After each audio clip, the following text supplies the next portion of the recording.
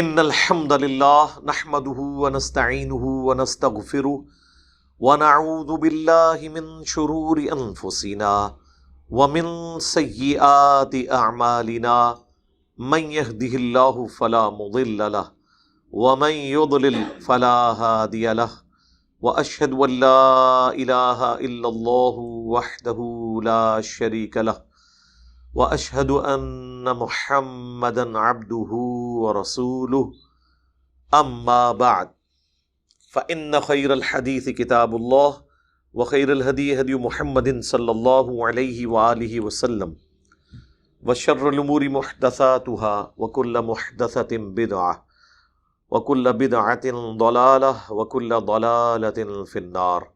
اعوذ بالله السميع العليم من الشيطان الرجيم من همزه ونفخه ونفثه. بسم اللہ الرحمن الرحیم. رب اشرح لی صدری ویسر لی امری واحلل عقدۃ من لسانی یفقہوا قولی. بسم اللہ الرحمن الرحیم. ان اللہ وملائکتہ یصلون علی النبی یا ایہا الذین آمنوا صلوا علیہ وسلموا تسلیما. اللہم صل علی محمد وعلی آل محمد کما صلیت علی ابراہیم وعلی آل ابراہیم انک حمید مجید.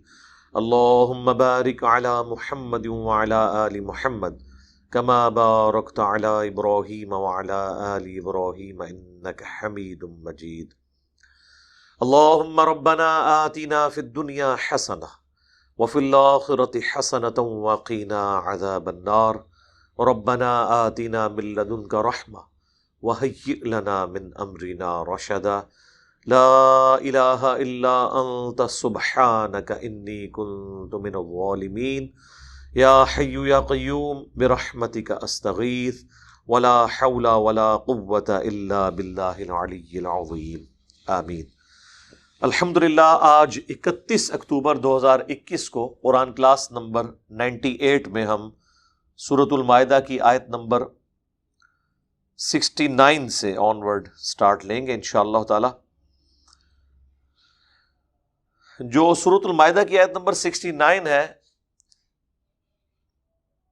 اسی مضمون پہ اسی طرح کی ایک آیت سورۃ البقرہ کی آیت نمبر 62 بھی ہے، جس کو لوگ مس یوز کرتے ہیں.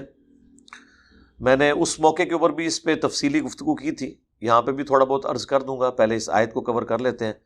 اعوذ باللہ من الشیطان الرجیم. بسم اللہ الرحمن الرحیم.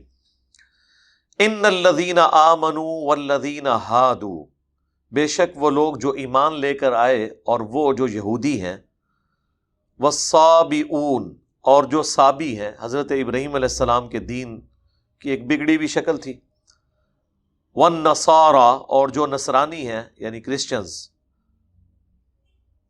من آمن باللہ، جو کوئی بھی ایمان لے آئے اللہ پر، والیوم الآخر، اور آخرت کے دن کے اوپر، وعمل صالحا، اور نیک اعمال اختیار کر لے، فلا خوف علیہم ولا هم یحزنون، تو پھر ایسے شخص کے لیے قیامت کے دن نہ کوئی خوف ہوگا اور نہ کوئی غم.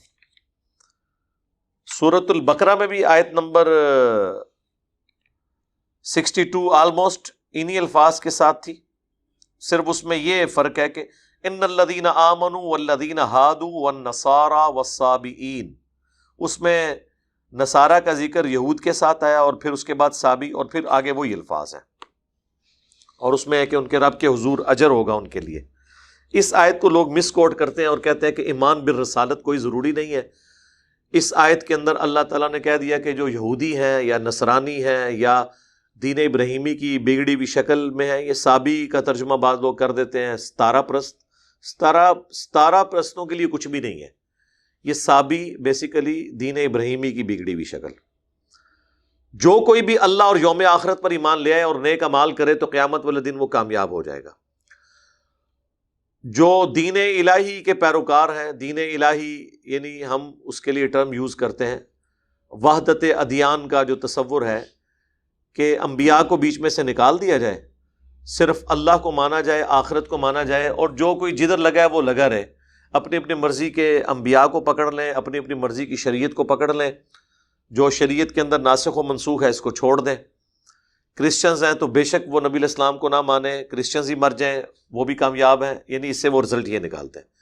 یہودی بے شک حضرت عیسیٰ کا، ہمارے نبی صلی اللہ علیہ وآلہ وسلم کا انکار کریں، کوئی فرق نہیں پڑتا، یہودی مر جائیں وہ کامیاب ہو جائیں گے، اور اس آیت سے پلیل لیتے ہیں۔ اور اہل ایمان کا تو ذکر سٹارٹ میں موجود ہے، تو میں نے پہلے بھی عرض کیا تھا کہ یہ آؤٹ آف کانٹیکسٹ ہے، کیونکہ اگر قرآن کی اس آیت کو لینا ہے تو قرآن کی ڈاکٹرن کو آپ نے ایز اے ہول لینا ہے۔ یہاں پر اگرچہ ایمان برسالت کا ذکر موجود نہیں ہے، لیکن وہ امپلائیڈ ہے اس کے اندر، کہ جو کوئی بھی چاہے ایمان والا ہے، یہودی ہے، صابی ہے، نصرانی ہے، اللہ اور آخرت پر ایمان لے آئے۔ اللہ اور آخرت پر ایمان لانے سے مراد ہے اس طرح کا ایمان جس طرح کا اللہ کی ڈیمانڈ ہے، اور نیک اعمال کرے۔ تو اللہ تعالیٰ نے کہیں پہ ذکر کیا ہے کہ رسولوں پر ایمان لاؤ، تب بھی کوئی مسئلہ نہیں ہے۔ اس میں سے یہ رزلٹ کیسے نکل سکتا ہے؟ کیونکہ اس میں رسولوں پہ ایمان لانے کی نفی کوئی نہیں ہوئی ہے، عدم ذکر ہے، وہ ذکر دوسری جگہ موجود ہے، جس کو میں نے اکثر مثال سے واضح کیا ہے۔ عدم ذکر کسے کہتے ہیں؟ جس چیز کا ذکر نہ ہو، اس کا قطعاً یہ مقصد نہیں ہوتا کہ وہ ضروری نہیں ہے۔ مثال کے طور پر اگر کوئی شخص یہ کہے کہ ڈاکخانے میں بل صبح 9 سے لے کے شام 5 بجے تک جمع ہوتے ہیں، تو اس کا مطلب کوئی یہ سمجھے کہ سنڈے والے دن وہ بل جمع کروانے چلا جائے اور کہے کہ جی آپ نے سنڈے کا تو ذکر نہیں کیا تھا، تو ہم اسے کہیں گے یہ امپلائیڈ تھا کہ ادر دین سنڈے۔ لہٰذا یہ امپلائیڈ ہے کہ پیغمبروں کو مانے۔ دوسری بات، یہود و نصارہ وہی ہیں جو پیغمبروں کے ماننے والے ہیں، اس کا مطلب پیغمبروں کو ماننا بھی ضروری ہے۔ تیسرا، اپنے اپنے زمانے میں جب تک کہ اس خاص پیغمبر کی دعوت تھی اور اس کے بعد کوئی اور پیغمبر ایسا نہیں آیا جس کا اس پیغمبر کے ماننے والوں نے انکار کیا ہو، تو وہ اس زمانے کے مومن ہی ہیں۔ یہودی جو حضرت موسیٰ علیہ السلام کے زمانے میں آپ کے ساتھی تھے، وہ مسلمان ہیں تا وقت کہ انہوں نے حضرت عیسیٰ کا انکار نہیں کیا۔ عیسائی بھی مسلمان ہیں تا وقت کہ ہمارے نبی صلی اللہ علیہ وآلہ وسلم کا انہوں نے انکار نہ کیا۔ اس سے پہلے تو مسلمان تھے، تو اپنے اپنے زمانے میں وہ بھی مسلمان تھے۔ یہ 3 چیزیں ہوگی۔ چوتھی چیز، اللہ تعالیٰ نے جب پورے شد و مد کے ساتھ اس چیز کا ذکر سورۃ النساء کے اندر کر دیا، آیت نمبر 150، 151، 152، جو کہ چھٹے پارے کے بالکل سٹارٹ میں پہلے صفحے کے اوپر یہ آیات آ جاتی ہیں، وہاں پہ تو اللہ تعالیٰ نے اس مضمون کو کھول کے بیان کر دیا کہ کوئی ایک پیغمبر کا بھی انکار کرے تو اللہ کے نزدیک وہ کافر ہے۔ آیت نمبر 150، ان الذین یکفرون باللہ، سورۃ النساء کی، بے شک جو لوگ کفر کرتے ہیں اللہ کا، ورسولہ، اور اس کے رسولوں کا، ویریدون ان یفرقوا بین اللہ ورسولہ، اور وہ یہ چاہتے ہیں کہ اللہ اور اس کے رسولوں میں ایمان لانے میں فرق کرتے ہیں، یعنی بعض رسولوں کو مانیں گے بعض کو نہیں مانیں گے، یا اللہ کو مانیں گے رسولوں کو نہیں مانیں گے۔ وَيَقُولُونَ نُؤْمِنُ بِبَعْضٍ وَنَكْفُرُ بِبَعْضٍ، اور وہ یہ کہتے ہیں کہ ہم بعض پیغمبروں کو مانیں گے بعض کا کفر کریں گے۔ وَيُرِيدُونَ أَن يَتَّخِذُوا بَيْنَ ذَلِكَ سَبِيلًا، اور وہ چاہتے ہیں کہ درمیان کا کوئی راستہ نکال لیں۔ بالکل واضح الفاظ ہیں۔ اس پہ فتویٰ کیا ہے؟ أُولَئِكَ هُمُ الْكَافِرُونَ حَقًّا، ایسے لوگ حقیقتاً کٹر کافر ہیں۔ وَأَعْتَدْنَا لِلْكَافِرِينَ عَذَابًا مُهِينًا، اور ایسے کافروں کے لیے اللہ نے ذلیل و خوار کر دینے والا عذاب تیار کر رکھا ہے۔ وَالَّذِينَ آمَنُوا، اور جو لوگ ایمان لے کر آئے، بِاللَّهِ، اللہ پر، وَرُسُلِهِ، اور اس کے رسولوں پر، وَلَمْ يُفَرِّقُوا بَيْنَ أَحَدٍ مِّنْهُمْ، اور رسولوں میں ایمان لانے میں انہوں نے فرق نہیں کیا، سارے رسولوں کو مانا۔ أُولَئِكَ سَوْفَ يُؤْتِيهِمْ أُجُورَهُمْ، تو ایسے لوگ ہیں جن کو اللہ تعالیٰ بدلہ دے گا ان کے اعمال کا قیامت والے دن ان قریب۔ وَكَانَ اللَّهُ غَفُورًا رَحِيمًا، اور اللہ تعالیٰ بخشنے والا مہربان ہے۔ تو یہ آیت بھی تو قرآن کی ہے نا، اگر یہ آیت قرآن کی ہے تو دونوں آیات کو ملا کر ایک آپٹیمل سلوشن نکلا کہ اپنے اپنے زمانے میں اپنے اپنے پیغمبروں کو ماننے والے جنتی ہیں جب تک کہ وہ کسی اور پیغمبر کا انکار نہ کرتے۔ جب وہ کسی پیغمبر کا انکار کریں گے نئے آنے والے کا، جس طرح یہودیوں نے حضرت عیسیٰ کا انکار کیا، کافر ہو گئے، حضرت عیسیٰ علیہ السلام کے ماننے والوں نے ہمارے محبوب صلی اللہ علیہ وآلہ وسلم کا انکار کیا، کافر ہو گئے۔ اس سے پہلے وہ مومن تھے۔ یا ہم مسلمان اگر کسی ایک پیغمبر کا بھی انکار کرتے ہیں، چاہے وہ نبی علیہ السلام کو آخری پیغمبر بھی مانتے ہوں، تو یہ بھی کافر شمار کیے جائیں گے۔ تو ٹوٹیلٹی میں بات کو لینا ہے، پک اینڈ چوز نہیں کرنا. اسی لیے میں اکثر کہتا ہوں کہ قرآن حکیم کا اگر ایک صفحہ بھی پھاڑ دیا جائے تو باقی کی کتاب ہدایت کے لیے کافی نہیں ہوگی. کوئی ایسا ٹاپک ہو سکتا ہے جو اس کے اندر اس طریقے سے ایڈریس ہوا ہے جو باقی جگہ پہ موجود نہیں ہے. اور پھر یہ جو اکثر کہتے ہیں جی آپ تفصیلی گفتگو کرتے ہیں اختلافی موضوعات کے اوپر، اگر میرے بھائی مختصر گفتگو سے کسی کو بات سمجھ آتی ہو، اس کے سارے وسوسے سیٹل کر دیے جاتے ہوں، تو اللہ تعالیٰ سے تو زیادہ کوئی بہترین انداز میں بات نہیں سمجھا سکتا. قرآن تو ایک صفحے کی کتاب ہونی چاہیے تھی. اگر اللہ تعالیٰ کو بھی لوگوں کے وسوسے سیٹل کرنے کے لیے کم از کم 500 صفحوں کی کتاب نازل کرنی پڑی ہے، اٹ مینز کہ ایشوز کافی گمبھیر ہیں. بات تفصیلی ہوتی ہے تو پھر سمجھ بھی آ جاتی ہے. لقد اخذنا میثاق بنی اسرائیل، بے شک ہم نے بنی اسرائیل سے پختہ عہد لیا تھا. وارسلنا الیہم رسولا، اور ہم نے ان کی طرف رسول بھیجے. کلما جاءہم رسول بما لا تہوی انفسہم، جب کبھی بھی کوئی رسول ان کے پاس آیا وہ حکم لے کر اللہ کی طرف سے جو ان کو پسند نہیں تھا، ٹھیک، ان کی جو خواہشات نفسانی کے خلاف تھا. فریقاً کذبوا، تو انبیاء کے ایک گروہ کا تو وہ انکار کرتے رہے. وفریقاً یقتلون، اور ایک گروہ کو قتل کرتے رہے. یعنی جہاں ان کا بس چلا انہوں نے نبیوں کو قتل کیا. حضرت زکریا کو قتل کیا، حضرت یحییٰ کو قتل کیا. کافروں نے نہیں، مسلمانوں نے، اس وقت کے یہودیوں نے. حضرت داؤد علیہ السلام کو ان سے تکلیفیں اٹھانی پڑی. حضرت عیسیٰ علیہ السلام کو ایسی تکلیفیں اٹھانی پڑی کہ یہودیوں نے ان کے قتل کے فتوے جاری کر دیے. اللہ تعالیٰ نے انہیں زندہ آسمانوں پہ اٹھایا. تو ان نبیوں کو ان کے اپنے پیروکاروں کی طرف سے، یا یہ کہہ لیں کہ جن کی طرف انہیں پیغمبر بنا کے بھیجا گیا تھا، ان سے تکلیفیں اٹھانی پڑی. تو اگر نبیوں کے ماننے والے یا ان کو جو دعوت دینے کے لیے جن لوگوں کو وہ انبیاء آئے تھے ان سے انبیاء کو تکلیفیں اٹھانی پڑی ہیں، تو پھر آپ سمجھ لیں کہ آج بھی جو نبیوں کے پیٹرن پہ بات کرے گا تو اسے بھی تکلیفیں اٹھانی پڑیں گی. اگر نبیوں سے لوگوں نے بات نہیں سنی نا، تو غیر انبیاء سے بھی وہ لوگ بات سننے کے لیے تیار نہیں ہوں گے جب تک کہ ان کی خواہشات نفسانی کی پیروی کے مطابق نہ ہو جائیں باتیں. تو یہاں پہ بھی اللہ تعالیٰ فرما رہا ہے جب کوئی نبی آیا بنی اسرائیل میں سے جو ایسی باتیں ان سے کرتا تھا جو ان کو بری لگتی تھی، ان کی خواہشات نفسانی کے خلاف تھی، جس کے وہ عادی ہو چکے تھے، جو پیچھے بھی گزر چکا، حرام خوریوں کے عادی ہو چکے تھے، سود کے عادی ہو چکے تھے، کاروبار کے اندر گڑبڑ کرتے تھے، اور انبیاء کے ان کی اصلاح کرتے تھے تو وہ ان سے کہتے تھے آپ میٹھی میٹھی باتیں کریں، لڑوانے والی باتیں نہ کریں. جب بھی کسی کی اصلاح ہوگی میرے بھائی وہ لڑانے والی بات ہوگی، وہ میٹھی میٹھی بات نہیں ہوگی. کڑوی باتیں تو پھر انبیاء سے نہیں لوگوں نے سنی، غیر انبیاء سے کیسے لوگ سن سکتے ہیں؟ تو اللہ تعالیٰ ماتا ہے کہ یا تو انبیاء کے گروہ کا انکار کر دیتے تھے یا ایسے بھی تھے جن کو انہوں نے شہید کر دیا. وَحَسِبُوا أَلَّا تَكُونَ فِتْنَةٌ، اور یہ فرض کر لیا کہ نہیں ہوگا انہیں عذاب. فَعَمُوا وَصَمُّوا، تو وہ اندھے بن گئے اور بہرے بن گئے. یعنی انبیاء کی دعوت سے وہ اندھے اور بہرے ہو گئے اس گمان میں کہ اللہ تعالیٰ کی کو پکڑ نہیں آئے گی اس کے عوض. ثم تاب اللہ علیہم، پھر اللہ نے ان پر نظر رحمت فرمائی. ثم عموا وصموا کثیر، اور پھر وہ اندھے بن گئے اور بہرے بن گئے بہت سے ان میں سے. منہم کثیر منہم واللہ بصیر بما یعملون، اور اللہ تعالیٰ سب کچھ دیکھ رہا ہے جو کچھ وہ کر رہے ہیں. یعنی یہ جب کبھی بھی کوئی پیغمبر آیا ان کے ساتھ یہی ایٹیچیوڈ تھا. حضرت عیسیٰ کے ساتھ بھی یہی کچھ کیا. بیسیکلی اللہ کے محبوب صلی اللہ علیہ وآلہ وسلم کو تسلی دی جا رہی ہے کہ یہ بنی اسرائیل جو ہیں انہوں نے تو اپنے پیغمبروں کے ساتھ یہ کچھ کیا، آپ تو پھر بھی بنو اسماعیل سے ہیں، آپ کے ساتھ اگر یہ کر رہے ہیں نا کہ یہ اندھے اور بہرے بن گئے ہیں، ظاہر ہے کہ ان کی کتابوں میں پروفیسیز موجود تھی کہ آخری نبی نے آنا ہے، اس کے باوجود وہ آخری پیغمبر کا انکار کر رہے تھے. تو حضور کو اور ان کے ساتھیوں کو تسلی دی گئی کہ ٹینشن لینے والی کوئی بات نہیں ہے، انہوں نے اپنے قوم کے انبیاء کے ساتھ بھی یہی کچھ کیا، اگر آپ کے ساتھ کر رہے ہیں تو آپ کو پریشان ہونے کی ضرورت نہیں ہے، آپ کا کام صرف دعوت دینا ہے. اب وہ مشہور ترین آیات آ رہی ہیں جن کے اندر اللہ تعالیٰ نے کرسچنز کے جو فرسودہ نظریات ہیں ان کا رد کیا ہے. اس وقت بھی دنیا میں دو طرح کے کرسچنز ہیں.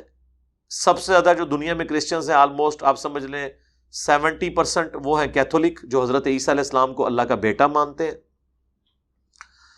اور باقی کے جو آلموسٹ سمجھ لیں 25% ہیں وہ ہیں پروٹیسٹنٹ، باقی 5% دوسرے فرقے بھی ہیں، لیکن مینلی 2 ہی ہیں۔ پروٹیسٹنٹ جو ہیں وہ کہتے ہیں کہ حضرت عیسیٰ علیہ السلام اللہ ہی حضرت عیسیٰ کے روپ میں دنیا میں آیا ہے۔ یہ بہت بڑے لیول کا کفر وہ کرتے ہیں۔ دونوں فرقوں کا اللہ تعالیٰ نے یہاں پر رد فرمایا۔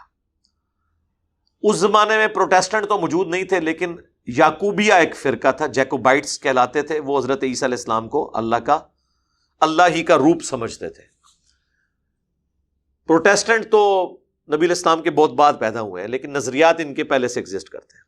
دوسرا، کیتھولک میں بھی پہلے جو تثلیث کا عقیدہ تھا 3 خداؤں کا، وہ یہ تھا کہ اللہ تعالیٰ خدا ہے، حضرت مریم اور حضرت عیسیٰ علیہ السلام، گاڈ دا ہولی فادر اور مدر اور سن۔ آج کی جو تثلیث ٹرینٹی ہے اس میں حضرت مریم سلام اللہ علیہا کو انہوں نے نکال دیا ہے۔ آج کے جو کرسچنز ہیں وہ ٹرینٹی میں ہولی گوسٹ کو بیچ میں شامل کرتے ہیں۔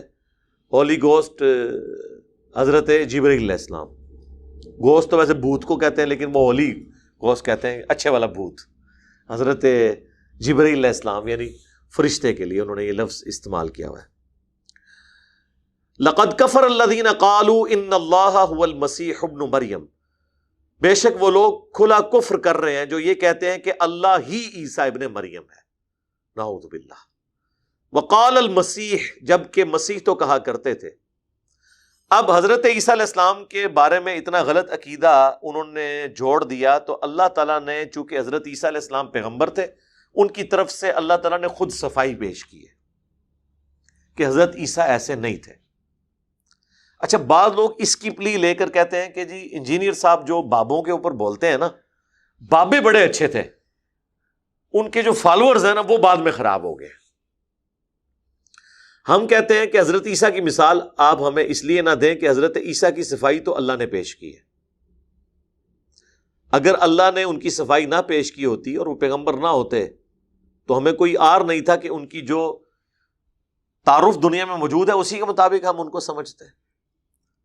تو دنیا میں جن صوفیاء کے بارے میں آپ نے غلط نظریات پروپیگیٹ کیے ہیں، ان کے ساتھ منسوب کیے ہیں، تو ان کا واحد تعارف تو ان کی کتابیں ہیں، ان کی تعلیمات، ان کے ماننے والے ہیں۔ جب سب چیزیں بتائیں کہ انہوں نے غلط نظریات ہی پروپیگیٹ کیے ہیں، تو ہمارا حسن ظن ان کے بارے میں کیسے قائم ہو؟ یا زیادہ سے زیادہ اگر ان کو بچانا ہے تو آپ کہہ دیں کہ یہ ان کی تعلیمات نہیں ہے، پچھڑوں نے بگاڑ دی، وہ خود ٹھیک تھے۔ تو وہ خود ٹھیک تھے تو کون سے والے ٹھیک تھے؟ قرآن و حدیث والے۔ تو جب قرآن و حدیث والے وہ ٹھیک تھے، پھر قرآن و حدیث کو ہی پڑھیں گے، ان کی تعلیمات کو ہم نہیں پڑھیں گے۔ تو کہتے ہیں نہیں، آپ اس طرح کریں کہ جو اچھی باتیں ہیں نا وہ لے لیں، بری چھوڑ دیں۔ اچھی باتیں کون سی لیں؟ وہ کہتے ہیں جی جو قرآن و حدیث کے مطابق ہے۔ تو وہ ان سے پھر کیوں لیں؟ وہ تو قرآن و حدیث میں پہلے ہی موجود ہے۔ سوچنے کی بات ہے، کان ایسے کر کے کیوں پکڑے؟ پھر آپ جب تک قرآن و حدیث پڑھیں گے نہیں، آپ کے اندر یہ کمپیٹنسی کیسے پیدا ہوگی کہ کون سی ان کی بات قرآن و حدیث کے مطابق ہے، کون سی خلاف ہے؟ آپ تو جو قرآن و حدیث کے مطابق بھی سمجھے بیٹھے ہیں وہ بھی خلاف ہے۔ آپ نے اگر مزارات، قبروں کے بارے میں مسلم شریف کی احادیث نہیں پڑھی ہوئی کہ قبروں کو پکا مت کرو، ان پہ مت بیٹھو اور ان پہ عمارت مت بناؤ، تو آپ کو کشف المحجوب میں جب علی بن عثمان حجویری صاحب اپنے بارے میں لکھتے ہیں کہ میرا ایک مسئلہ پھنس گیا تو میں بازید بستامی کی قبر پہ میں نے کچھ وقت گزارا اور میرا مسئلہ حل ہوا، تو آپ کو یہ بات پھر غلط تو تبھی نظر آئے گی جب آپ نے مسلم شریف پڑھی ہوگی، ورنہ تو آپ ہم سے لڑیں گے، آپ کہیں گے کہ جی بزرگوں کے مزارات پہ جا کے آپ منتیں مانگیں، دیکھیں جی یہ داتا صاحب بھی مانگتے تھے، تو ہم کہیں گے یہ ان کی تعلیمات ہی نہیں ہیں۔ اور اگر آپ کہیں گے ان کی تعلیمات ہے تو ہم کہیں گے کہ بھئی ان سے پہلے احادیث کی کتابیں کمپائل ہو چکی تھیں، یہ تو 465 ہجری میں 465 میں فوت ہوئے، اور امام مسلم ان سے 200 سال پہلے 261 ہجری میں کتاب لکھ کے فوت ہو چکے تھے، احادیث کی کتاب بخاری اور مسلم میں کتنی احادیث ہیں، میرے اس کے اوپر کئی لیکچرز ہیں۔ تو پھر جب تک آپ قرآن و حدیث نہیں پڑھیں گے آپ کو ان بزرگوں کی تعلیمات کا فالٹ پتہ نہیں چلے گا۔ لہذا بہتر یہ ہے کہ ان کی پرنٹنگ بھی بند کریں، ان کا معاملہ اللہ کے سپرد کریں، اللہ جانے ان کا معاملہ جانے۔ ویسے بھی دنیا میں ان لوگوں کو اس طریقے سے کوئی جانتا نہیں ہے۔ انٹرنیشنل اگر کوئی صوفی ہے نا تو شیخ عبد القادر جیلانی ہے، امام غزالی ہیں، یہ لوگ ہیں۔ باقی آپ کو جتنے یہاں مزارات نظر آ رہے ہیں یہ لوکل بزرگ ہیں، یعنی آپ اگر افریقہ میں جا کے پوچھیں سلطان باؤ کے بارے میں تو ان کو نہیں پتا ہوگا، ان کا کیا لینا دینا ہے، ان کو کلام باؤ کا کیا لینا دینا، وہ پنجابی کے اندر ہے۔ امام غزالی کی کتابیں چونکہ عربی اور فارسی میں ہیں اور انٹرنیشنل زبان تھی، شیخ عبد القادر جیلانی کی کتاب غنیۃ الطالبین عربی ہے، تو آپ یہ کہہ سکتے ہیں، اس میں بھی آپ دیکھیں کہ یہ چیزیں جو تو ان کے خلاف ہیں۔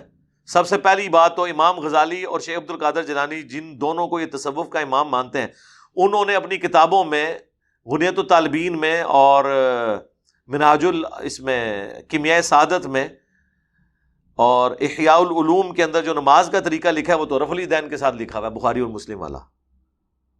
آپ لوگ تو پڑھتے ہیں بغیر رفع الیدین کے، اور آپ کہتے ہیں تو مکھیاں مارنا ہے، آپ کدھر جائیں گے؟ آپ جن کو بزرگ کلیم کر رہے ہیں ان کی تو نماز ہی آپ کے نزدیک غلط ہے، منسوخ ہوئی نماز پڑھتے رہے، تو انہوں نے اللہ تک آپ کو کہاں تک پہنچانا ہے؟ وہ تو خود رسول اللہ تک نہیں پہنچے، ان کو یہی نہیں پتہ چلا کہ نبی علیہ السلام نے آخری وقت میں نماز کون سی پڑھی ہے۔ تو آپ کی تو سارا کچھ ہی فارغ ہو جائے گا، بچنا کچھ بھی نہیں ہے۔ حضرت عیسیٰ کی صفائی اللہ نے دی ہے، لہٰذا حضرت عیسیٰ والی مثال بابوں کے اوپر نہیں آپ لگا سکتے۔ یہ تو ہم اپنے حق میں یوز کر سکتے ہیں کہ اگر انبیاء کرام علیہ السلام کی تعلیمات ان کے دنیا سے جانے کے بعد ان کے ماننے والوں نے چینج کر دی تو بابت شاہی کوئی نہیں، ان کی کتابیں کیوں نہیں چینج ہوں گی؟ ان کا مرتبہ انبیاء سے زیادہ ہے، پھر ہم کیوں نہ کہیں بابت شاہی کوئی نہیں۔ اگر عیسیٰ ابن مریم کی تعلیمات ان کے فالوورز نے چینج کر دی تو بابوں کے ماننے والوں نے ان کی تعلیمات نہیں چینج کی ہوں گی؟ کی ہیں، ایسی چینج کی ہیں کہ گستاخانہ باتیں ہیں۔ میرا خیال ہے دنیا میں شاید ہی کوئی بندہ بچا ہو جسے کشف المحجوب کا تعارف ہو اور اسے یہ نہ پتا ہو کہ اس میں کہاں کہاں گستاخیاں ہوئی ہیں۔ میری ویڈیوز کی برکت سے اللہ کے فضل سے لوگوں کو پتہ چل گیا۔ تو یہ عیسیٰ ابن مریم کی اللہ نے صفائی دی ہے، وہ پیغمبر ہیں، ان کے پیچھے قرآن کھڑا ہے، نبی علیہ السلام کے فرامین ہیں۔ وقال المسیح، جبکہ مسیح تو اپنے زمانے میں یہ کہا کرتے تھے، یا بنی اسرائیل، اے اولاد یعقوب۔ اسرائیل لقب تھا حضرت یعقوب بن اسحاق بن ابراہیم کا علیہم السلام اجمعین۔ اعبدوا اللہ، عبادت کرو اللہ کی۔ اچھا یہ میں نے چونکہ بنی اسرائیل کے اوپر وقف کیا تو الف کے اوپر پیش میں خود لگا رہا ہوں، کیونکہ پھر میں ایک نیا جملہ اس کے ساتھ سٹارٹ کر رہا ہوں نا، تو وہ لگانا ضروری ہو جائے گا، ورنہ کنٹینیوسلی سے پڑھیں گے تو یا بنی اسرائیل اعبدوا اللہ، لام کو عین کے ساتھ ملائیں گے، جس طرح آپ سورۃ الملک میں بھی پڑھتے ہیں نا، تبارک الذی بیدہ الملک وہو علی کل شیء قدیر الذی، اور اگر قدیر پہ رک جائیں تو پھر نلذی نہیں پڑھیں گے، پھر الذی پڑھیں گے، کیونکہ نون جو ہے جوڑنے کے لیے ہوتا ہے۔ عبادت کرو اللہ کی، ربی و ربکم، جو تمہارا، میرا بھی رب ہے اور تمہارا بھی رب، انہ من یشرک باللہ، بے شک جس نے بھی شرک کیا اللہ کے ساتھ، فقد حرم اللہ علیہ الجنہ، تو بے شک اللہ نے جنت اس پہ حرام کر دی ہے، ومأواہ النار، اور اس کا ٹھکانہ ہے جہنم کی آگ، وما للظالمین من انصار، اور وہاں ظالموں کا کوئی مددگار نہیں ہوگا۔ اللہم اجرنا من النار۔ یعنی حضرت عیسیٰ علیہ السلام تو بری الذمہ ہو چکے ہیں یہ خطبہ دے کر کہ اے اولاد یعقوب، اس اللہ کی عبادت کرو جو میرا بھی رب ہے تمہارا بھی رب، مطلب یہ کہ میں تو تمہارا رب کوئی نہیں ہوں، میں بھی اس کا بند نہیں ہوں، اور اگر تم نے شرک کیا تو پھر یہ چیز بھول جاؤ کہ میں نے تمہارے کام آنا ہے۔ اللہ نے ایسے شخص پہ جنت حرام کر دی ہے اور اس کا ٹھکانہ دوزخ ہے۔ بخاری اور مسلم دونوں میں حدیث ہے کہ اللہ تعالیٰ نے ہر نبی کو ایک مقبول دعا دی تھی جو اس نے اس دنیا میں ہی کر لی، جس طرح حضرت نوح علیہ السلام نے دعا کی تو ان کی قوم ہلاک کر دی گئی۔ میں نے اپنی دعا قیامت کے دن کے لیے سنبھال کے رکھی ہے، اور میری اس دعا سے میرے ہر امتی کو نفع پہنچے گا، یعنی شفاعت کا، سوائے اس شخص کے کہ جس نے دنیا میں کسی قسم کا شرک کیا ہوا۔ امت کہہ رہی شرک ختم ہو چکا ہے، اس پہ میری ویڈیو دیکھ لیں، مجھے تم سے شرک کا خوف نہیں، پھر ٹاپک اور طرف چلا جائے گا۔ شرک ختم ہوا ہے ایک گروہ سے، اور وہ قیامت تک ختم ہے۔ بنی اسرائیل میں سبھی گمراہ ہو گئے تھے، اس امت میں سارے گمراہ نہیں ہوں گے، ایک گروہ قیامت تک شرک سے محفوظ رہے گا۔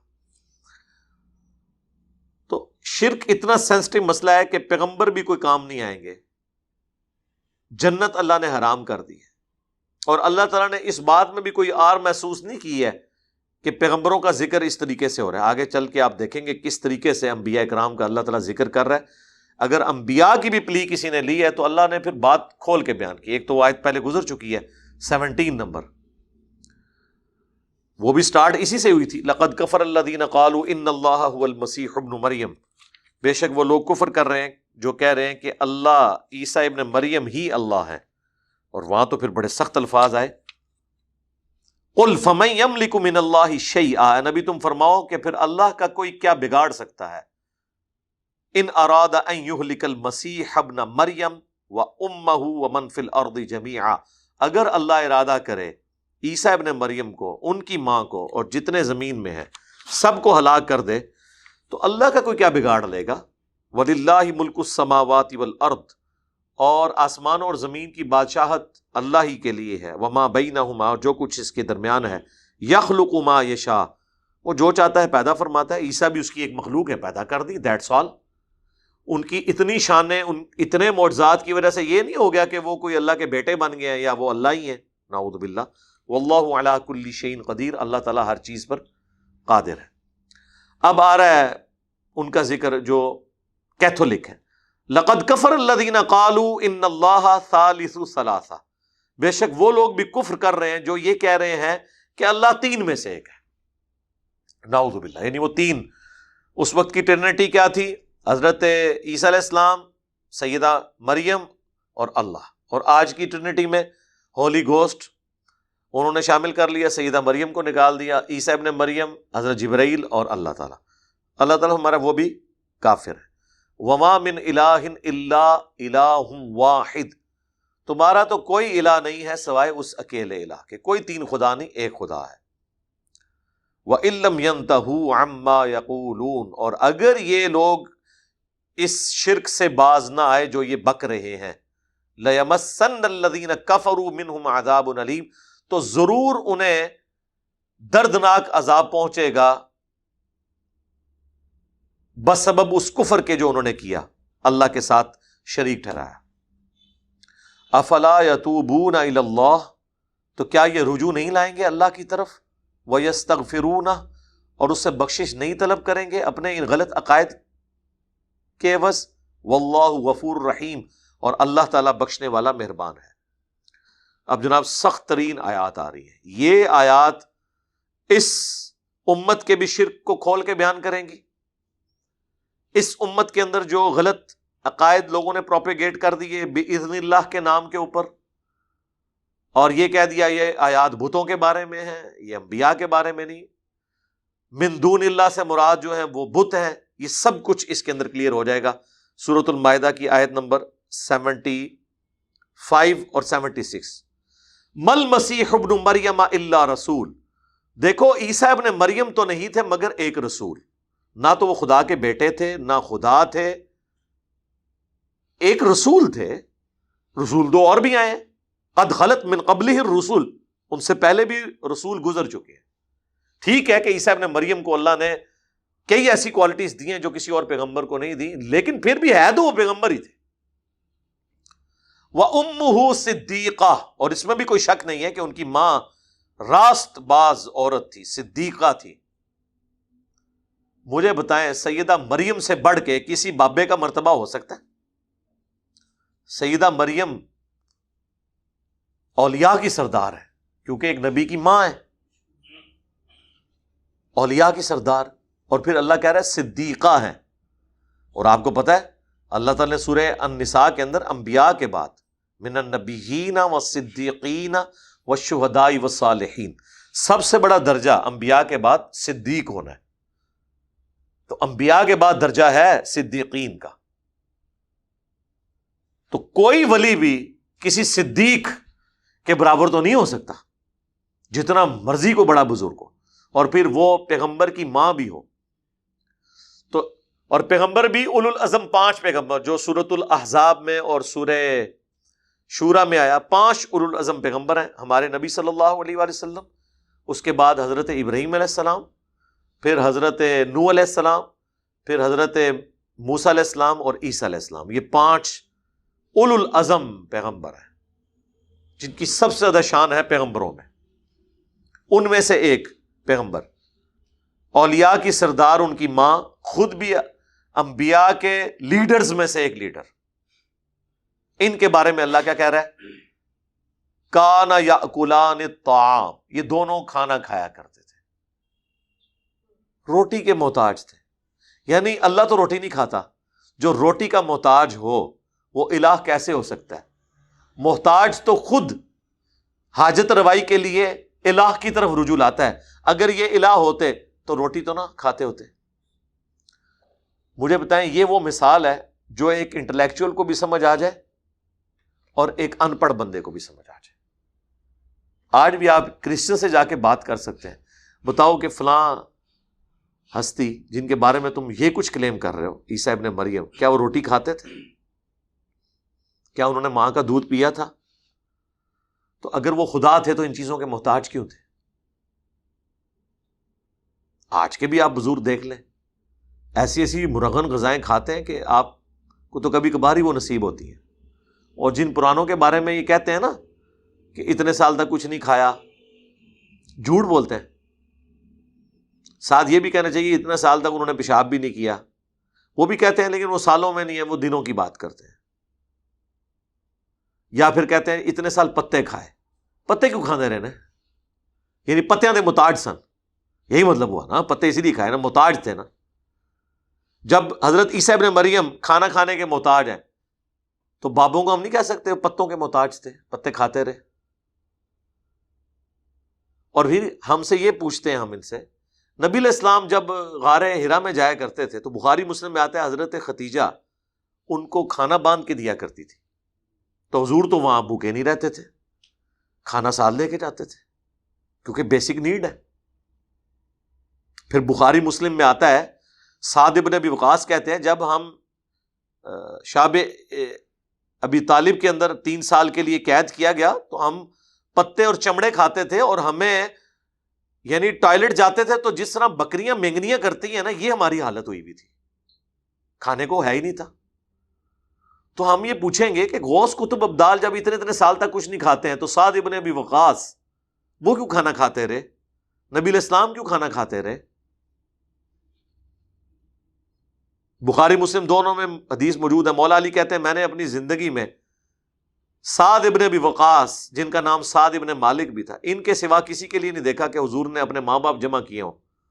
آپ نے بدر و احد کے موقع پہ فرمایا سعد میرے ماں باپ تجھ پہ قربان، تیر چلا. حالانکہ وہ رشتے میں ماموں بھی لگتے تھے، اتنا ان کا درجہ ہے، تو وہ بھی پتے کھاتے تھے. تو یہ بزرگ کہاں سے بغیر کھائے پیے زندہ رہے؟ فراڈ کرتے ہیں، کہتے ہیں جی اتنا عرصہ بس چائے پیتی ہے انہوں نے. چائے بھی کیوں پیتی ہے؟ وہ ایسے وقت میں کھاتے پیتے ہیں کہ آپ کو پتہ ہی نہیں چلتا. نماز بھی ایسے وقت میں پڑھتے ہیں کہ آپ کو پتہ ہی نہیں چلتا. آپ کو پتہ بھی چل جائے تو وہ کہتے ہیں ادھر نہیں پڑھی ہے، مکے مدینے پڑھی ہے. تو کسی حدیث میں نہیں آیا کہ نبی علیہ السلام کبھی مکے میں ہو تو مدینے جا کے نماز پڑھی ہو، اور مدینے میں ہو تو مکے آ کے نماز پڑھی ہو. اسے تو کبھی نہیں ہوا. تو سب فراڈ چل رہا ہے. یہ میں کمپیریزن آپ کو کرا رہا ہوں کہ قرآن کا خدا اور ہے، بابوں کا خدا اور. قرآن کے پیغمبر اور ہیں، بابوں کے پیغمبر اور. فرق آپ دیکھ لیں. دونوں کھانا کھانے کے محتاج تھے. انظر کیف نبین لہم الآیات، دیکھو تو صحیح ہم اپنی آیات کس طرح کھول کھول کے بیان کر رہے ہیں. یعنی اس سے نیچے آ کے کیا سمجھایا جائے کہ بھئی روٹی کے محتاج ہیں وہ. ثم انظر، پھر ان کی طرف بھی دیکھو جو نہیں ماننے والے، انا یؤفکون، کہ کدھر الٹے پھرے جا رہے ہیں. آج بھی یہی ہے، آپ جب ان کو باتیں بتاتے ہیں وہ الٹے پھرے جاتے ہیں، کہتے ہیں نہیں توہین کر دی ہے. تو یہ کس کی توہین ہوئی ہے یہاں پہ قرآن میں؟ عیسیٰ ابن مریم ان کی ماں کی توہین ہوئی ہے جب اللہ نے کہا روٹی کھانے کے محتاج ہے. ابھی تو کام اگر ٹرنا ہے. اللہ تعالیٰ ہمارا قل اتعبدون من دون اللہ، اے نبی تم فرماؤ کہ کیا تم عبادت کرتے ہو من دون اللہ کی، اللہ کو چھوڑ کے ان ہستیوں کی، عیسیٰ اور ان کی ماں کی، ما لا یملک لکم ضرا ولا نفعا، جو نہ تو تمہارے نقصان کے مالک ہیں اور نہ نفع کے. دے لے دونوں کی دے، اللہ تعالیٰ نے ان کے اٹھا کے پھینک دی ہیں. نمبر 1 یہ فرمایا کہ یہ من دون اللہ ہے. کون؟ عیسیٰ اور ان کی ماں. حالانکہ یہ حزب اللہ ہے، لیکن حزب اللہ شیطان کے مقابلے پہ. لیکن جب ان کو لوگ اللہ کے مقابلے پہ کھڑا کریں گے تو اللہ تعالیٰ کو یہ بات کہنے میں کوئی عار نہیں ہے کہ یہ ہے تو حزب اللہ ہیں لیکن تم نے انہیں من دون اللہ بنا دیا ہے، اللہ کے سوا ان ہستیوں کو پوجنا شروع کر دیا ہے۔ دوسرا، وہ تمہارے نفع اور نقصان کے مالک نہیں ہے، اور پھر ساتھ ہی کہہ دیا واللہ هو السمیع العلیم، اور اللہ ہی ہے جو سننے والا، علم والا ہے۔ یعنی تمہارے نفع اور نقصان کا مالک وہ ہوگا جو سننے والا، علم رکھنے والا ہو، ہر وقت ہر بات کو سننا اور اس کا علم رکھنا۔ یہ تو عیسیٰ اور ان کی ماں کی کمپیٹنسی نہیں ہے۔ جب عیسیٰ اور ان کی والدہ کسی کے نفع اور نقصان کے مالک نہیں ہیں اور وہ روٹی کھانے کے محتاج ہیں، اور وہ اللہ کے مقابلے پہ عیسائیوں نے جب انہیں کھڑا کیا تو من دون اللہ نے ان کو کہہ دیا تو بابے شاہی کوئی نہیں، بابے شاہی کوئی نہیں۔ شکر کرو اسی اتنے روک رہے ہیں لوگوں نو بس کہ بابے شاہی کوئی نہیں۔ ایڈی ڈی موٹی گلا میرے دماغ چ آندیاں نے اس تو بعد، لیکن میں کہنا نہیں، اخلاقیات کا دائرہ ہم نے کراس نہیں کرنا، بس اس تے ہی تسی رہو کہ بابے تے شاہی کوئی نہیں۔ جدو کوئی کہنا کہ بابے بڑی شان ہے تے اے سورۃ المائدہ کی آیت نمبر 75 اور 76، میں نے اس کا واقعہ بھی آپ کو سنایا تھا پہلے بھی، جب وہ سورۃ النساء کی آیت نمبر 48 آئی تھی نا، ان اللہ لا یغفر ان یشرک بہ، تو 3 قرآن لیکچر میں نے اس ایک آیت پہ کیے تھے، کیونکہ توحید نہیں ہے تو پیچھے تو کوئی شے نہیں ہے۔ تو اس میں بھی میں نے بتایا تھا کہ ہمارے آفس کے ایک کولیگ، وہ دوسری سائٹ پہ تھے، ہم ایک دفعہ وہاں گئے تو دعوت اسلامی میں، تو وہ جب جماعت کروائی انہوں نے، ہم نے نماز ان کے پیچھے پڑھی، ہم تو پڑھ رہے تھے رفع الیدین سے، وہ بڑے حیران ہوئے کہ ایک رفع الیدین کرنے والا بندہ ہمارے پیچھے نماز پڑھ رہا ہے۔ وہ گمان کیا انہوں نے کہ ہم اہل حدیث ہیں، اور اہل حدیث جو ہیں وہ تو بریلویوں کو مشرک سمجھتے ہیں، نماز کے قائل نہیں ہیں، اور دوسری طرف بریلوی بھی قائل نہیں ہیں ان کے پیچھے، وہ گستاخ رسول سمجھتے ہیں۔ تو ان سے تھوڑی دوستی ہوئی تو انہوں نے دعوت دے دی کہ ہمارے گھر کبھی آئیں چائے کے لیے، تو میں اپنے ایک دوست کو لے کے وہاں پہنچ گیا، تو ہم نے بات کرنی تھی توحید کے اوپر، یہی ارادہ تھا کہ ان کے سامنے بات رکھی جائے۔ اب انہوں نے جال حق پڑھی ہوئی تھی جو میں نے 1994 میں پڑھی ہوئی تھی، اور مجھے پتا تھا اس کے اندر جو کچھ بھی ہے وہ میں نے کور کیا وہ اپنے ریسرچ پیپر، دعا صرف اللہ ہی سے، مسئلہ نمبر 3 بھی ہے دعا صرف اللہ ہی سے۔ تو وہ کہنے لگے جی قرآن میں جتنی بھی من دون اللہ کی آیات ہیں کہ وہ تمہارے نفع نقصان کے مالک نہیں، یہ سب بتوں کے بارے میں۔ تو میں نے کہا یہ آپ کو بتایا گیا نا، ہم قرآن سے آپ کو کئی آیات پیش کر سکتے ہیں، لیکن ایک آیت ہی ویسے آپ کے لیے کافی ہے۔ میں نے پھر یہ آیات کھولی کہ دیکھیں کہ عیسیٰ ابن مریم جو انبیاء کے 5 بڑے سرداروں میں سے ایک سردار، حضرت ابراہیم، حضرت نوح، حضرت موسیٰ اور عیسیٰ، اور سب سے بڑھ کر محمد رسول اللہ صلی اللہ علیہ وسلم، اور ان کی ماں صدیقہ، اولیاء کی سردار، ان دونوں کے بارے میں اللہ تعالیٰ کہہ رہا ہے کہ کیا تم عبادت کرتے ہو ایسی ہستیوں کی جو من دون اللہ ہیں، اللہ کے سوا اور ہستیاں ہیں؟ تو دیکھ لو من دون اللہ نے ان دونوں کو کہہ دیا۔ اب ایک مسئلہ تو اس کا حل ہو گیا، لیکن وہ بات ماننے والے تو نہیں ہوتے، وہ کہتے ہیں جی ٹھیک ہے من دون اللہ یہ، لیکن اصل میں دیکھیں ہم کوئی اولیاء اللہ کی عبادت تو نہیں کر رہے۔ عیسائی تو چونکہ عبادت کرتے تھے نا حضرت عیسیٰ کی، ان کو رب کہتے تھے، ہم تو شیخ عبد القادر جیلانی کو رب نہیں مانتے، ہم نے تو ان کی عبادت نہیں کی، ہم تو اللہ کی عبادت کرتے ہیں، لہٰذا ہم پہ آپ یہ فٹ نہ کریں۔ میں نے کہا جی آدھی تو فٹ ہو گئی نا، کہ انہوں نے کہا چونکہ ہم عبادت نہیں کرتے لہذا شیخ عبد القادر جیلانی من دون اللہ نہیں ہے۔ میں نے کہا جی بالکل ایگری، لیکن اگر ان کی عبادت ہو رہی ہو پھر من دون اللہ ہے؟ کہتے ہیں ہاں۔ تو میں نے کہا عبادت ہو رہی ہے کیونکہ آپ ان کو مدد کے لیے پکارتے ہیں، اور قرآن کے پہلے صفحے پہ لکھا ہے ایاک نعبد و ایاک نستعین، اے اللہ عبادت بھی تیری کرتے ہیں اور دعا بھی تجھ سے۔ ایک تو ظاہری اسباب ہے، وہ تو آپ کافر سے بھی لے لیں، وَتَعَاوَنُوا عَلَى الْبِرِّ وَالتَّقْوَى وَلَا تَعَاوَنُوا عَلَى الْإِثْمِ وَالْعُدْوَانِ، لیکن ایک یہ ہے کہ وہ تو آپ فرشتے سے بھی مدد نہیں مانگ سکتے۔ بارش برسانے کی ڈیوٹی فرشتوں کے پاس ہے، لیکن بارش آپ اللہ سے مانگیں گے، فرشتوں سے مانگیں گے تو مشرک ہو جائیں گے۔ اور عبادت کے اندر دعا شامل تھی، پھر بھی اللہ نے الگ سے ذکر کیا، ضرورت کوئی نہیں تھی ذکر کرنے کی، لیکن اللہ کو پتا تھا زیادہ شرک اس میں آنا ہے، ایاک نعبد و ایاک نستعین، کیونکہ ابو داؤد میں، ترمذی میں، نسائی میں حدیث موجود ہے الدعاء هو العبادہ، دعا ہی عبادت ہے۔ پھر حضور نے اپنی بات کی دلیل میں آیت پڑھی سورۃ المؤمن، جسے سورہ غافر کہتے ہیں، آیت نمبر 60، ادعونی استجب لکم، اے میرے بندو مجھ سے مانگو میں تمہاری دعا کو قبول کروں گا. ان الذین یستکبرون عن عبادتی، بے شک جو لوگ مجھ سے دعا کرنے میں، عبادت میں تکبر کرتے ہیں، میں انہیں ذلیل و خوار کر کے جہنم میں داخل کروں گا. اللہ نے دعا نہ کرنے کو کہا کہ عبادت سے تکبر ہے، تو دعا کیا ہوئی؟ عبادت. تو لہٰذا شیخ عبد القادر جیلانی سے کوئی دعا کرے گا تو گویا وہ ان کی عبادت کر رہا ہے. اور دوسری بات، یہاں پہ اللہ تعالیٰ نے صرف ان کی عبادت کو کنڈیم نہیں کیا، بلکہ کہا ما لا یملک لکم ضر ولا نفع. عیسیٰ اور ان کی ماں نہ تو تمہارے کسی نفع کے مالک ہے نہ نقصان کے. تو عبادت تو رہ گیا بعد کی بات. اللہ کہہ رہا ہے عیسیٰ اور ان کی ماں مشکل کشا نہیں ہے. تو اگر عیسیٰ ابن مریم اور ان کی ماں مشکل کشا نہیں ہے تو بابے شاہی کوئی نہیں، بابے شاہی کوئی نہیں. یا مانو کہ عبد القادر جیلانی کا مرتبہ حضرت عیسیٰ سے زیادہ ہے؟ وہ عیسیٰ ابن مریم جو مردوں کو اللہ کے اذن سے زندہ کر دیتے تھے، اتنا بڑا معجزہ کسی پیغمبر کو نہیں دیا گیا، بغیر باپ کے پیدا ہوئے. ویسے تو آپ کو کہانیاں کراتے ہیں کہ بھی سارے انبیاء کے معجزات جمع کر کے نبی علیہ السلام کو دیے گئے. تو میں ان سے سمپل پوچھتا ہوں کہ یہ جو معجزہ ہے کہ بغیر باپ کے پیدا ہوئے، یہ تو ہمارے نبی کا معجزہ نہیں ہے. اوورآل ان کا مرتبہ زیادہ ہے، لیکن یہ کہانی نہ کرایا کریں آپ، یہ آپ کی کہانی ہو جائے گی. باقی تو ہر معجزہ آپ جھوٹا بنا لیں گے. وہ جھوٹا واقعہ بھی بنایا ہوا ہے حضرت جابر کے بیٹوں کو زندہ کرنے والا، چلیں وہ ہم اس کے قرآن میں نفی ہے کہ معجزہ کوئی زندہ نہیں کیا، لیکن چلیں یہ معجزہ آپ کیسے ثابت کریں گے بغیر باپ کے پیدا ہونا؟ ہمارے تو نبی کا نام ہے محمد ابن عبداللہ، حضرت عیسیٰ کا نام ہے عیسیٰ ابن مریم، کیونکہ ان کا باپ کوئی نہیں تھا، ورنہ تو باپ کی طرف بچے کو منسوب کیا جاتا ہے. پھر کیا کریں گے؟ حضرت آدم کے لیے تو آپ پلی لے لیں گے کہ چونکہ وہ پہلے انسان تھے اس لیے یہ ہوا.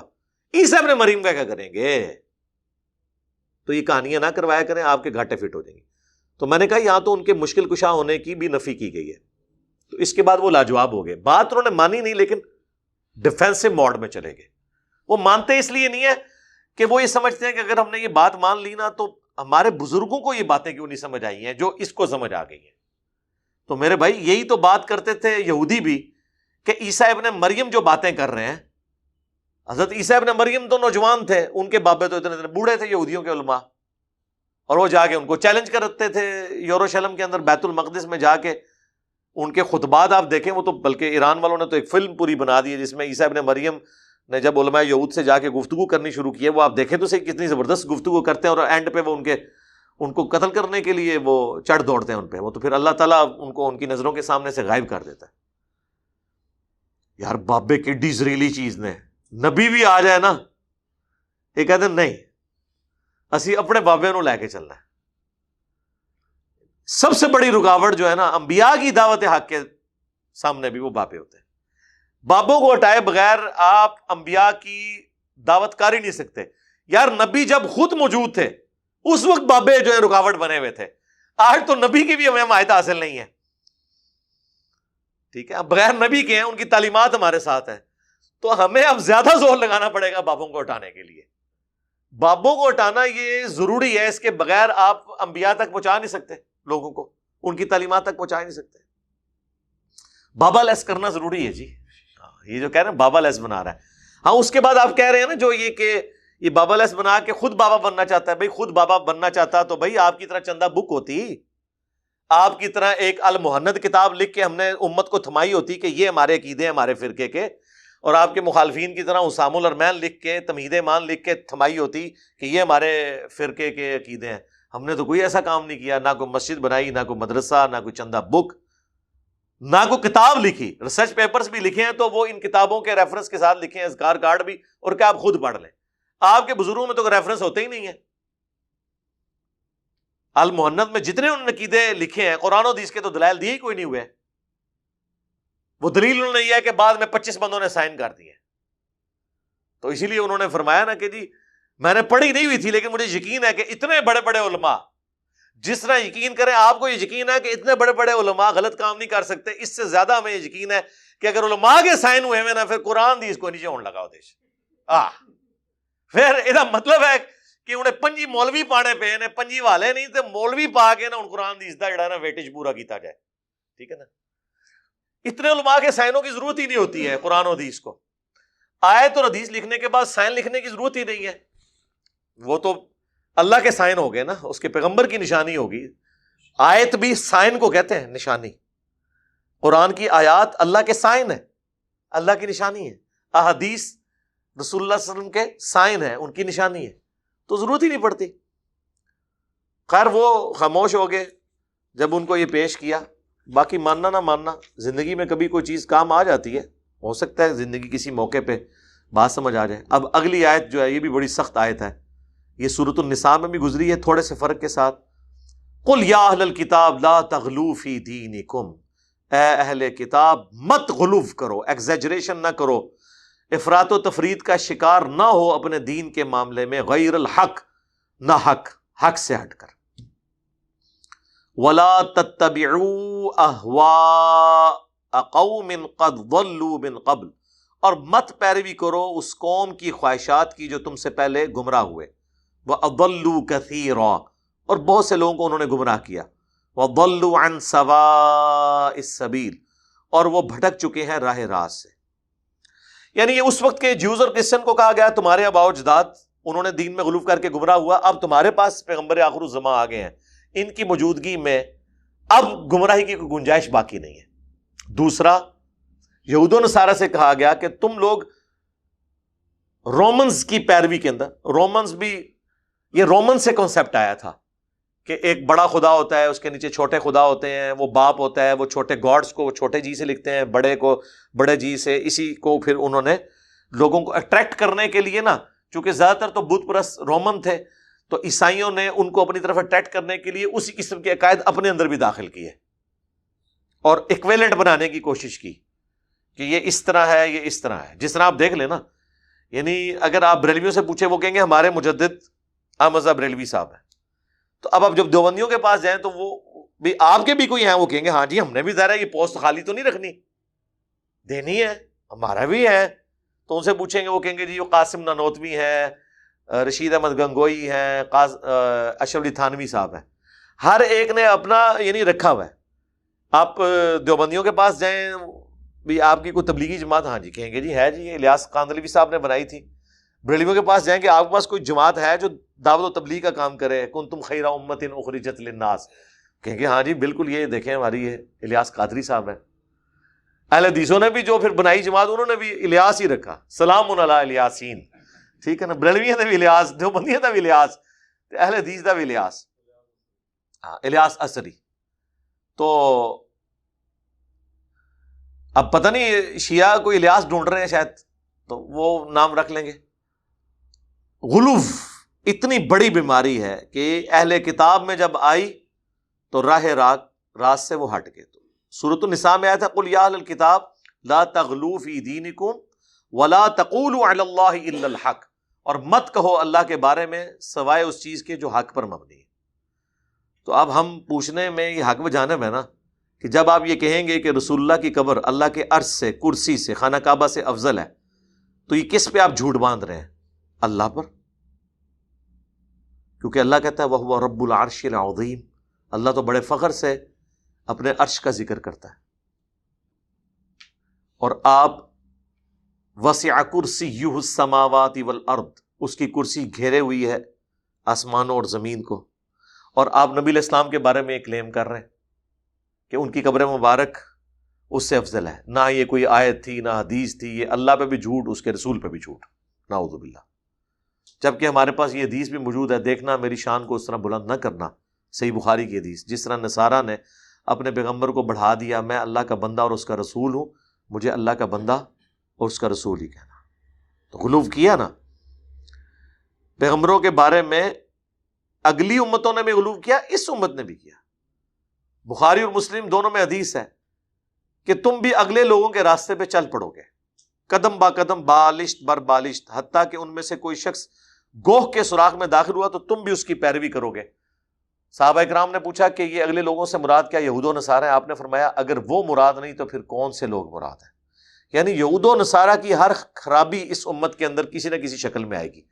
آپ کسی خرابی کا ذکر کریں, میں آپ کو بتاؤں گا کہ کس فارم میں اس امت کے اندر موجود ہے. سوائے ایک چیز کے کہ انہوں نے رسول اللہ کو اللہ کا بیٹا قرار نہیں دیا، اللہ قرار نہیں دیا۔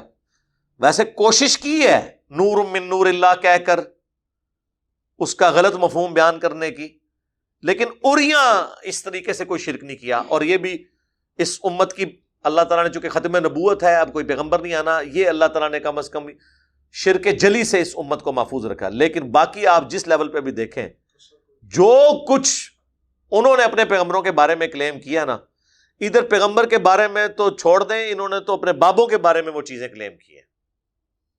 آپ یہ جتنے بھی واقعات دیکھیں تو کیا کہتے ہیں کہ جی اللہ تعالیٰ نے فرمایا چھڑ دو، عبد القادر وچ پہ گیا۔ عبد القادر نے کیا کہ یا اللہ ہے میرا بندہ ہے۔ تو یہ عبد القادر اور اللہ کی جو گفتگو ہے، اس کا کیا مطلب ہے؟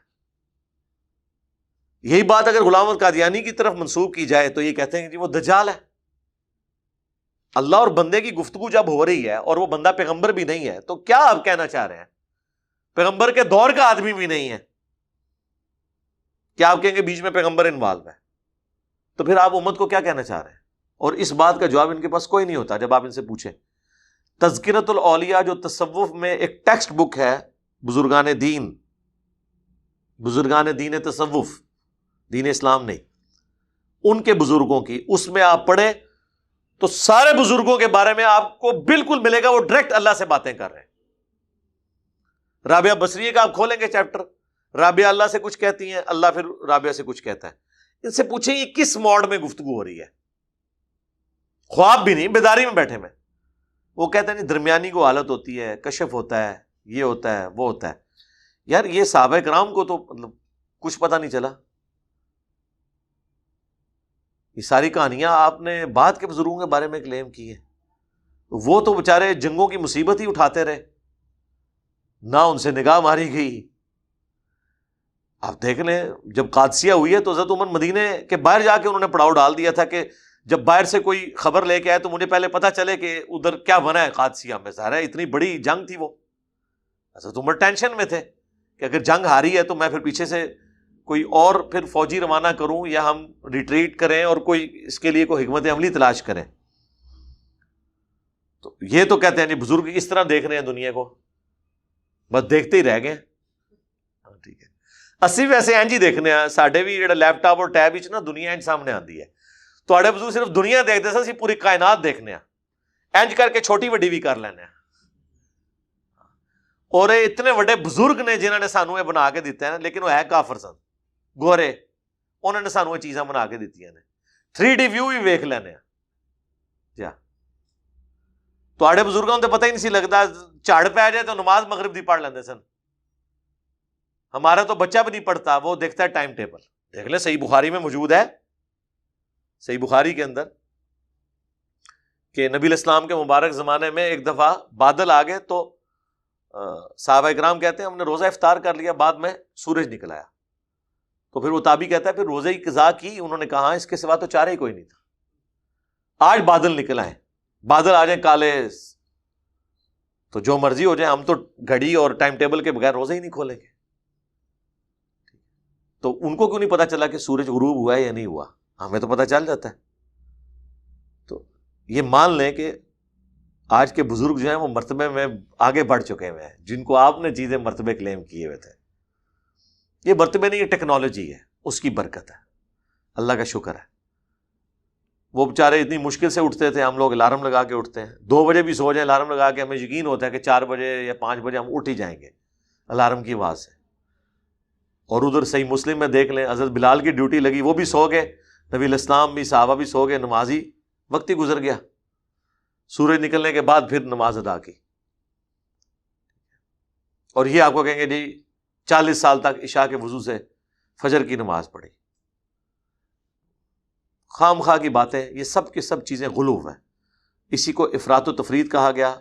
قرآن میں ہے لا تغلو فی دینکم، اپنے دین میں غلو نہیں کرنا، غیر الحق، نہ حق، اپنی خواہشات کی پیروی نہیں کرنی۔ خواہشات کی پیروی ہے، ظاہر ہے کہ جی جب کرسچنز مسلمانوں کو آگے کہیں گے کہ ہمارا نبی مردے زندہ کرتا تھا تو کسی مسلمان کے دل میں خیال آیا کہ ایک حدیث میں بھی بنا لوں تاکہ نبی الاسلام کے بارے میں بھی ایک معجزہ کلیم کر دوں۔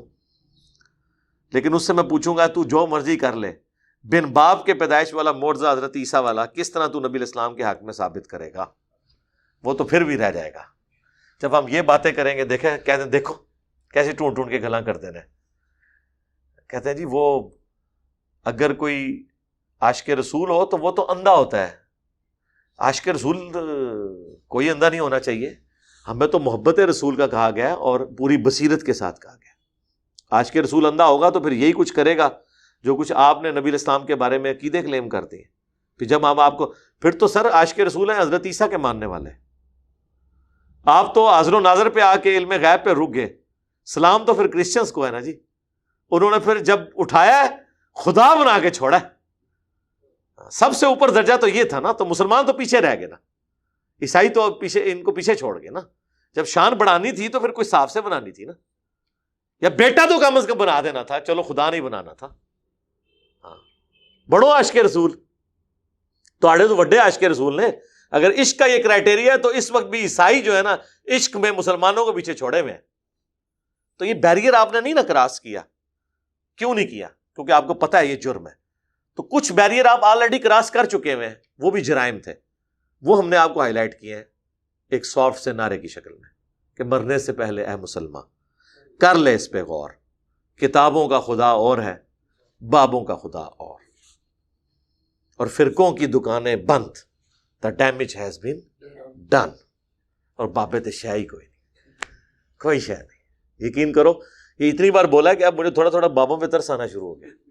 اللہ تعالیٰ سے دعا ہے جو حق بات میں نے کہی اللہ تعالیٰ ہمارے دلوں میں راسخ فرمائے. اگر جذبات میں میرے منہ سے کوئی غلط بات نکل گئی تو اللہ تعالیٰ ہمارے دلوں سے محو کر دے, اسے دھو دے, معاف بھی فرما دے. ہمیں کتاب و سنت کی تعلیمات پر عمل کر کے دوسرے بھائیوں تک پہنچانے کی توفیق عطا فرمائے. سبحانک اللہم و بحمدک اشہد ان لا الہ الا انت استغفرک و اتوب الیک وما علینا الا البلاغ المبین. جزاکم اللہ خیر.